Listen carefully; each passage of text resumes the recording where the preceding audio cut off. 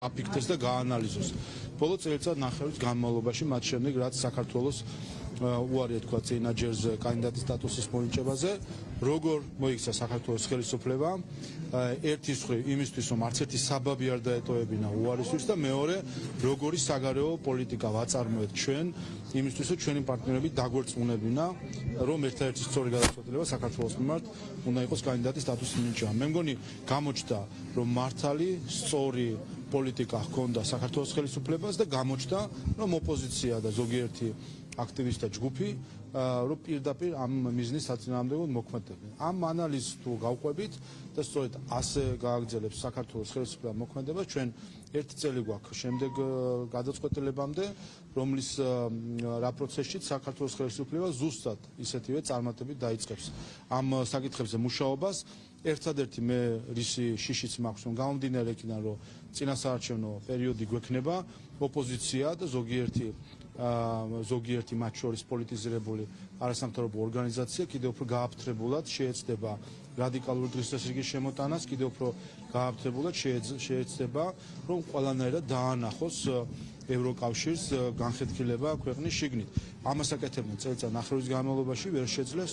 მე იმედი მაქვს, რომ ერთს ამის შემდეგ შეძლება. რაც შეეხება ერთი საკითხი, რაც შეეხება ასევე მოლაპარაკების გახსნას. ჩვენი მიზანი უნდა იყოს არა მოლაპარაკების სწრაფად გახსნა, არამედ მოლაპარაკების სწრაფად დახურვა. ამას უნდა შევხედოთ ჩვენ გრძელვადიან პერსპექტივაში. ჩვენ სხვათა შორის ასოცირების შეთანხმებაზე მოლაპარაკებები ევროკავშირმა საქართველოსთან თავის დროზე დაიწყო 3 წლით გვიან, ვიდრე უკრაინასთან. ვიზა ლიბერალიზაციაზეც 3 წლით გვიან დაიწყო საქართველოსთან მოლაპარაკებები, ვიდრე უკრაინასთან, მაგრამ უკრაინაზე მალე დავხურეთ ეს მოლაპარაკებები. ამიტომ ჩვენი მათ შორის პარლამენტის ფოკუსი იქნება ასოცირების შეთანხმების შესრულებაზე, იმიტომ რომ მაშინ, როდესაც ევროკავშირი იქნება მომწიფებული, რომ მიიღოს გადაწყვეტილება მოლაპარაკებების გახსნასთან დაკავშირებით, მალევე დავხუროთ, ანუ იმ ეტაპზე ვიყოთ უკვე იმ დროისთვის, რომ უფრო მალე შევძლოთ მოლაპარაკებების დახურვა. რაც შეეხება თავად გახსნის გადაწყვეტილებას, აქაც უმთავრესი პოლიტიკური ნაწილი ამ გადაწყვეტილების მიღების, თორემ სხვა ასპექტების მიხედვით. აი დღესაც რო ავიღოთ და ობიექტურად შევადაროთ საქართველო, უკრაინა, მოლდოვა, ბოსნია და ჰერცეგოვინა და ბევრი მოქმედი კანდიდატი ქვეყანა საქართველო არის ლიდერი, ასე რომ პოლიტიკური გადაწყვეტილება თუ მომწიფდება ევროკავშირში შეუძლია დღესვე გაგვხსნა მოლაპარაკებები.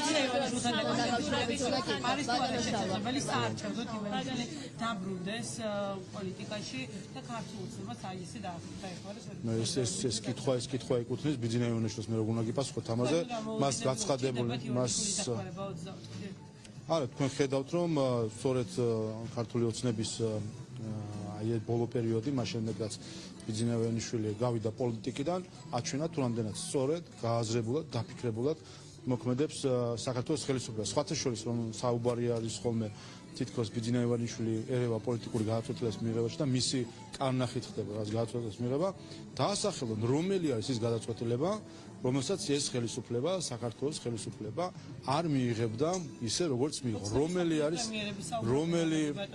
უყურეთ, აი ერთი მაგალითი თქვან, რომ აი ეს გადაწყვეტილება, ამ გადაწყვეტილებას ხელისუფლება არ მიიღებდა, რომ არა კარნახი, რომელი არის ისეთი ნეგატიური გადაწყვეტილება, ალბათ ესე უყურებენ ხო ისინი, რომელსაც საქართველოს ხელისუფლება არ მიიღებდა. ყველა გადაწყვეტილების უკან დგას საქართველოს მთავრობა, დგას საპარლამენტო უმრავლესობა და რაც თავარია, ყველა ამ გადაწყვეტილების უკან დგას საქართველოს მოსახლეობა და ის მანდატი, რომელიც ჩვენ ხელისუფლებას აქვს და ამაზე მეტყველებს როგორც მხარდაჭერა ხელისუფლების მიმართ, ისე ზოგადად მოსახლეობის განწყობა პროცესში.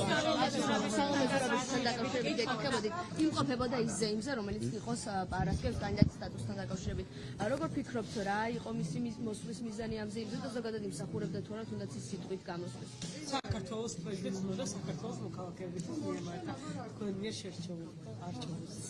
დიახ, ხო, საუბარი იყო თითქოს სალომე ზურაბიშვილი იყო ხალხთან და ხელისუფლება იყო სინამდვილეში ხალხთან იყო საქართველოს ხელისუფლება, რომელმაც ხალხს მოუტანა კანდიდატის სტატუსი. ხოლო ქალბატონი სალომე ხალხთან კი იყო, ხალხში იყო.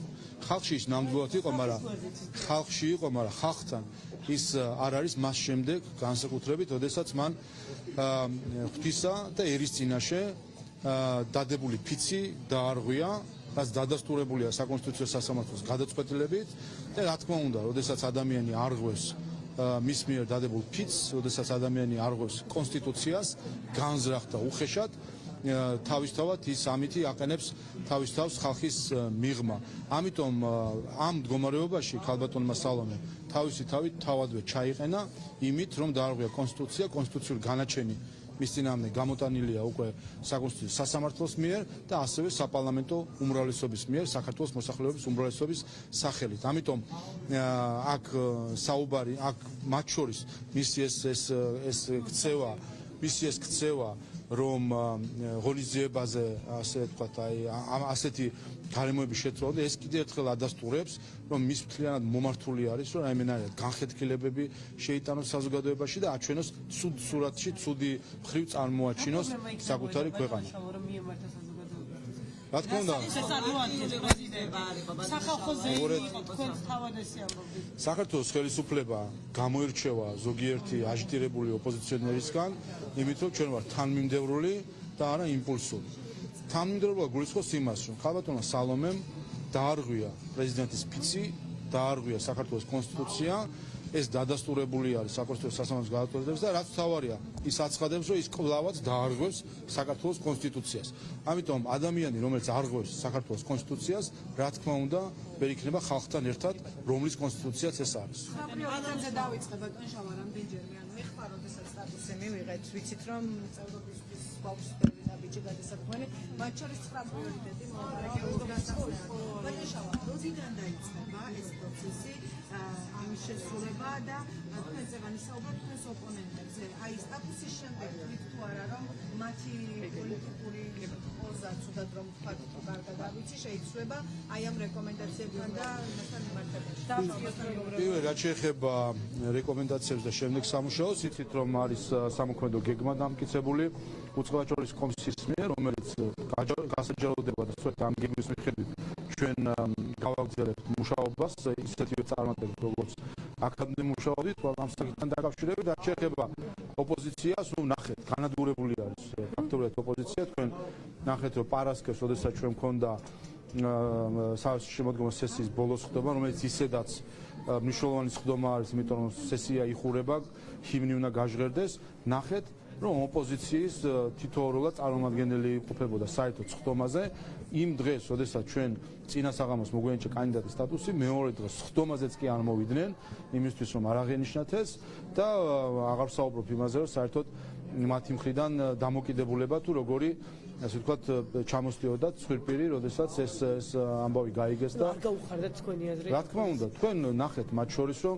მათი მთელი პერიოდი რას ვაკვირდებათ, ისინი ამბობდნენ ერთი, რომ საქართველო ქართული ოცნების ხელისუფლების პირობებში ვერ მიიღებს კანდიდატის სტატუსი და ეს გეგმა ჩაუვარდათ, მეორე ისინი აკეთებდნენ ყველაფერს ამისთვის, რომ ვერ მიიღოს სტატუსი, დადიოდნენ კაბინეტ, ატალახებული ქონათ ბრიუსელის თუ სხვადასხვა დედაქალაქის კაბინეტები, იმისთვის რომ დაერწმუნებინათ ევროპელი პოლიტიკოსები, რომ არ მიეცათ საქართველოსთვის კანდიდატის სტატუსი, მათ და რამდენიმე მილიონერ NGO-ს ქონდა ზუსტად ეს მიზანი დასახული.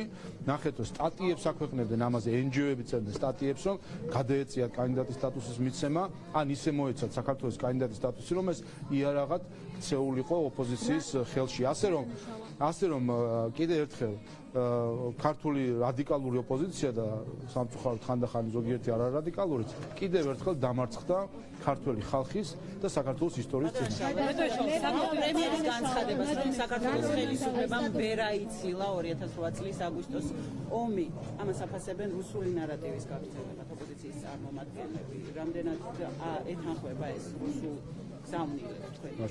ისეთი აფრიშუაში არ არის. ანუ საქართველოს ხელისუფლება იყო მთავარი, ვინც ვერ აიცილა ომი და არ იყო დაუშვათ უფრო მეტი დაშაული მისი. ყველა ქვეყნის ხელისუფლება არის პასუხისმგებელი საკუთარი ხალხის წინაშე, ხომ? შესაბამისად ხალხიც უპირველეს ყოვლისა პასუხობს თავის ხელისუფლებას.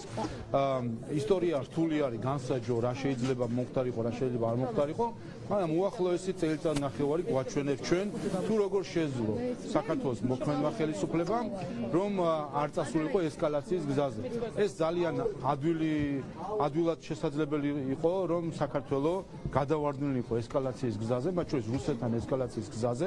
ამისკენ გვიბიძგებდა ოპოზიცია, თქვენ გახსოვთ, მას შემდეგ როცა დაიწყო რუსეთმა. მოდიშ ბატონო, დავასრულოთ, მათ შორის რას ნიშნავს? სხვა რა ესკალაცია შეიძლება მოხდეს? მათ შორის რუსეთთან ესკალაცია ერთ-ერთი ვარიანტად განიხილავს, თუ აი რას გულისხმობთ? ანუ ომის აცილებას ამაზე ამკითხეთ და ამიტომ გეუბნებით რომ თუ კი შევხედავ ჩვენ ბოლო წელწადნახევრის ისტორიას, ასე ვთქვათ, რა გამოვიარეთ ჩვენ საქართველოს ხელისუფლება რომ ყოფილიყო ისეთივე წინ დაუხედავი, ისეთივე იმპულსური და არაპატრიოტული როგორც მიხეილ სააკაშვილის ხელისუფლება გამორიცხული არ არის რომ საქართველოს ასევე გადავარდნილიყო ესკალაციის დამდგარიყო ესკალაციის გზაზე და გამორიცხული არ არის რომ ყოფილიყო სამხედრო დაპირისპირება რუსეთთან. ამის გამო მოგვიწოდებდა გაგახსენებთ როგორ შეიძლება ეს მოხდარიყო. იმ დღეს, როდესაც რუსეთმა დაიწყო აგრესიული ომი უკრაინის წინააღმდეგ აქცია ჩატარდა და აქციები ჩატარდა პარლამენტის წინ, რა მოთხოვნით გახსოვთ, რომ მოხალისეები გაეგზავნა საქართველოს ხელისუფლებას გაეგზავნა თვითმფრინავით მოხალისეები უკრაინაში საბრძოლველად. ამას მოგვიწოდებდა ქართული ოპოზიცია, ამას მოგვიწოდებდა ზოგიერთი უცხოელი მათ შორის, რომ საქართველოს ხელისუფლებას თვითმფრინავით გაეგზავნა მებრძოლები საბრძოლველად. ერთი წამი. და ეხლა შევხედოთ, ამას ითხოვდნენ ჩვენ. ამ მოთხოვნას არ მიყვა საქართველოს ხელისუფლება, შედეგი რა იყო? უკრაინამ გაიწვია, სწორედ ამის გამო, მათ შორის ითქვა, ამის გამო გაიწვია თავისი ელჩი საქართველოს. და ასეთი იყო ბევრი გარემოება სანქციების დაწესებაზე. შეგახსენებთ, რამდენი ტალღა იყო სანქციების დაწესების. შეგახსენებთ ასევე ქსენოფობიურ კამპანიებს რუსი ეროვნების ადამიანების წინააღმდეგ საქართველოში. ყველა ეს კამპანია თავისი არსით გამიზნული იყო, რომ საქართველოს წასულიყო ესკალაციის გზაზე და ესკალაციას უწევ რა აფეთქება შეიძლება მოყვეს, ჩვენ ეს ვნახეთ საბოლოო ჯამში და გვინახავს არაერთხელ. მათ შორის ჩვენ ვიცით რასთან საქმე და ამიტომაც საქართველოს ხელისუფლებამ წელწადნახევრის განმავლობაში აჩვენებს იმას, რომ შესაძლოა თავის დროზე საქართველოს ხელისუფლება ყოფილიყო უფრო წინ დახედული, შესაძლოა მას აეცილებინა კიდევაც თავიდან ეს რუსეთის მხრიდან საქართველოს ტერიტორიების ოკუპაცია. კიდევ ერთხელ ისტორია რთულია განსაჯო ამ ფორმულებით რომ რა იქნებოდა რომ არა ის რთულია რა თქმა უნდა მოხდენილი ამბავი არის, მაგრამ აი ამ წელწადნახევრის განმავლობაში ჩვენ ხო ვაკვირდებოდით ნაციონალ მოძრაობის მოწოდებები რა იყო. მოწოდება იყო რომ გაგვეგზავნა მებრძოლები უკრაინაში, მოწოდებული იყო დაგვაწესებინა სანქციები რუსეთისთვის, მოწოდებები იყო რომ რუსი ეროვნების ადამიანების დევნა ყოფილიყო ფაქტობრივად აქ. ასე რომ ყველა აი ამ მოწოდებას რაც იყო ოპოზიციის და ზოგიერთი მილიონერი NGO-s მხრიდან რომ აყოლოდა საქართველოს ხელისუფლება, რა თქმა უნდა რისკი იმის რომ შეიძლება ყოფილიყო სამხედრო დაპირისპირება რუსეთთან გაიზრდებოდა ძალიან. ახლა აქეთ მე გადმოვიდეთ კონსტიტუციის დარღვევაზე, ასევე განცხადებებზე, რომელსაც ისაკეთებდა ევროინტეგრაციისაზე. გამოშვება მოგწონდა და რა ვიცი რომ 6-ზე გამოშვება. უპირველეს ყოვლისა, რასაც აკეთებდა სალომე ზურაბიშვილი ბოლო პერიოდის განმავლობაში, გავიხსენოთ ხო მისი ქმედებები რა იყო. ერთი, ის ამბობდა რომ სწორი იყო გადაწყვეტილება, როდესაც ჩვენ არ მოგვეცა კანდიდატის სტატუსი, ეს მისი ციტატა არის, ეს იყო სამართლიანი გადაწყვეტილება. მეორე, ის ამბობდა რომ საქართველოს არასრულებს რეკომენდაციებს და შესაბამისად ახლაც არ იმსახურებს გადაწყვეტილებას, ესეც მისი ციტატა არის, გეტყვით და ნახეთ ჩვენ რომ მან ასე ვთქვათ იმ ვიზიტებში რომელშიც ის იმყოფებოდა ისე რომ ნებართვა არ ქონდა მთავრობისგან რა შედეგები გამოქონდა ხო გამოსული არ იყო ოთახიდან ერთ-ერთი ქვეყნის პრეზიდენტისა როდესაც იმ ქვეყნის პრეზიდენტმა განაცხადა და მოუწოდა საქართველოს რომ დაუწესოთ სანქციები რუსეთს. აი ეს არის საბოლოო ჯამში მისი შედეგები, რაც ჩვენ ესე ხილულად ვნახეთ და რაც დახურულ კარს მიღმა მიდიოდა კიდე სხვა სახის სამუშაო, ეს კიდე ცალკე ისტორია არის, თუ რამდენად ვნებდა ეს საერთო ჯამში მთლიანად პროცესს. მიზეზი არის ჩინეთში ფორუმში მისი მონაწილეობა, ამბობენ რომ ქართული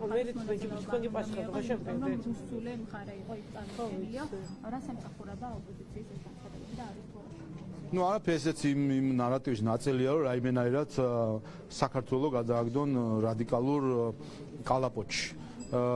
რუსეთის ხელისუფლების წარმომადგენლების მონაწილეობით სხვადასხვა სახის ფორუმები იმართებოდა 2008 წლის შემდეგ და ნაციონალურ მოძრაობა არათუ მონაწილეობდა ნაციონალურ მოძრაობამ თანხმობა მისცა რუსეთს რომ გაწევრიანებულიყო მსოფლიო სავაჭრო ორგანიზაციაში და ერთადერთი ბერკეტი რომელიც საქართველოს ჰქონდა ასე უბრალოდ გაანიავა. ასე რომ ეს ყველაფერი ერთადერთ რამეს ემსახურება, რომ რაღაც ეს კლიშე რუსეთი, რუსი და აი ამ ძახილით რაღაც განწყობები შექმნან, მაგრამ ნუ ძალიან უკვე რა გითხრათ, რომ ყოველ ზღვარს მიღმა არის მათი ეს მცდელობები საბოლოო ჯამში, ვინაიდან ქართული ხალხი ხედავს, რომ საქართველოს ხელისუფლებას აქვს წარმატებული პოლიტიკა, საგარეო პოლიტიკა, რასაც ქვია, ჩვენ ვართ ევროკავშირის წევრობის კანდიდატი ქვეყანა. აი ეს გადაწყვეტილება ყველა ამ კითხვას ცემს. ბატონო შალვა, არაკონსტიტუციურად მიიჩნია საკონსტიტუციო სასამართლომ დათქმა, რომლის მიხედვითაც წინასწარ მერია უნდა გააფრთხილონ აქციის ორგანიზატორებმა, რომ უნდა გაიმართოს საპროტესტო აქცია. საკონსტიტუციო ამბობს, რომ ნებისმიერ ადგილას ნებისმიერი საპროტესტო აქციის გამართვა არის კონსტიტუციური. 14-ში მიიღო ეს გადაწყვეტილება, რა შეგიძლიათ გითხრათ ამ თემასთან დაკავშირებით, თქვენ როგორ შეაფასებთ განსაკუთრებით იმ ფონზე, როდესაც ვიცით რომ საკანონმდებლო ორგანოსთან მოგეთეთ კაბების გაშლა აიხსნა და კონსტრუქციების მოწყობა. აფე განსაკუთრებულად გადაწყვეტილებაში არ არის, გადაწყვეტილება ეხება სპონტანურ აქციებს და არა დაგეგმილ აქციებს. ისრით ადრეც კი არ არის. ხო, უბრალოდ სპონტანურ აქციებს ეხება და რა თქმა უნდა პრაქტიკაც ასეთი იყო, როდესაც აქცია არის სპონტანური, დიდი რაოდენობით ადამიანები და იკრებება, იქ წინასწარი გაფრთხილება ისედაც ვერ ხერხდება. სპონტანურ აქციებს ეხება, რა თქმა უნდა განსაკუთრებულად. 5 დღით ადრე აღარ არის საჭირო, არ არის სპონტანურ აქციებს არ ეხებოდა ბატონო შალვა. სპონტანურ აქციებზე არის, ესეც პრაქტიკა იყო ასეთი, მე ეს